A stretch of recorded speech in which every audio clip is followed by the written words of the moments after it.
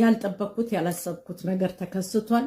ይሄው ምንድነው እንግዲህ ያው ርጉዝ ነች ተብያለሁኝ። 4ኛ ወሬ ነው።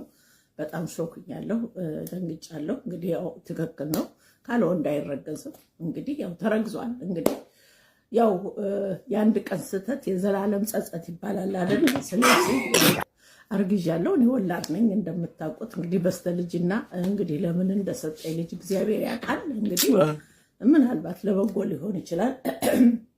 ስለዚህ ያው አላስወርድም አልኳቸው። እነሱም ደስ አላቸው። እንደውም ይሄ ታሪካዊ ነገር ነው ምናምን አሉ። በቃ አሁን ለወልደው ነው ልጁን ማለት ነው።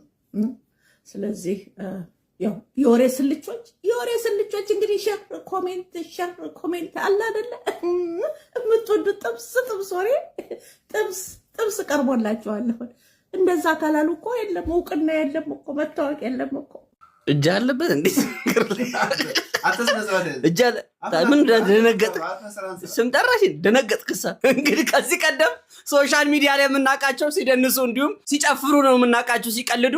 ዛሬ እንደው የቀልድ ይሁን እውነት አናቅም። እውነት ከሆነ እሰየው፣ ፈጣሪ አምላክ እንኳን በዚህ እድሜዎት በቃ ምን ትላለህ? ልጅ እኮ ነው። በዚህ እድሜዎት ልጅ ስለሰጡት ፈጣሪ አምላክ የተመሰገነ ይሁን። እንደው አይኖትም በአይኖት ነው ያዩት። እርሱ አይኖትም አንተ ለምንድን ነው እንደዚህ አይነት ቪዲዮ ታመጣው? ለማስቀጸፍ ነው ይሄንን ቪዲዮ ይዘውት የመጡት።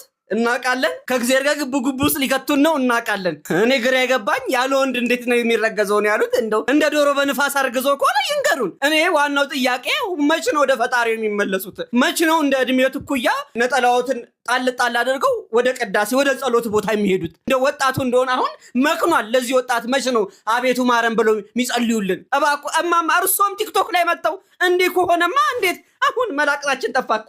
አይ ትውልድ ወላጅ እንጂ ምን ሆናል ግዜ? ኧረ ወይኔ! ለማንኛውም እንኳን ማርያም ማረችሁት ስለማንገረኝ ብዬ ነው። እንደው እውነቱን ለመናገር ከሆነ ወንዱን ትንሽ ከባድ ነው ጸባዩ። ወንዱ ራሱ የሚፈልገውን እስኪያገኝ ድረስ ነው እንጂ ይማግጣል። አመነ ወይ ይሄ ልጅ? አሁን ወንድ ልጅ እኮ አምኗል ወይ ነው ጥያቄው። ካልሆነ እና እዚሁ ቲክቶክ ላይ ነው ማርገዙትን የሰማነው። እናስመክረው። የድሮ እናቶች እኮ ሲያረግዙ ምንድነው የሚያደርጉት? ገብስ ማስወቀጥ፣ ለአጥሚት የሚሆኑ እህሎችን ማዘጋጀት ነበረ። አሁን ዘሎ ሰው ሲያረግዝ ወዴት ነው? ቲክቶክ መንደር ላይ ነው መጥተው አረገዙ ከባሌ ጋር እንዲያናፈጠኝ እንዲህ ባናት የተተከልኩ ነው የምትሉት። ምን እናርግኛ? ሲሆን ሙሉ ፕሮሰሱ መንገድ ነው ከነ ታሪካዊ አመጣጡ። መቼስ በዚህ እድሜው ለርሶ እንደው ሽምግልና የሚላከው ለእርቅ መሆን ያለበት ለርሶ።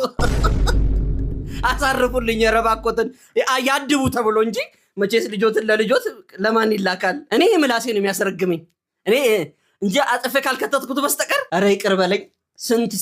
ስንት እንደው ቢያናግር ተናግሮ አናጋሪ ያለ አንጋጦ ቢተፉ ተመልሶ ባፉ ነው። ትላልቅ ሰዎችን ተናግሬ ነገ ከነገ ወዲያ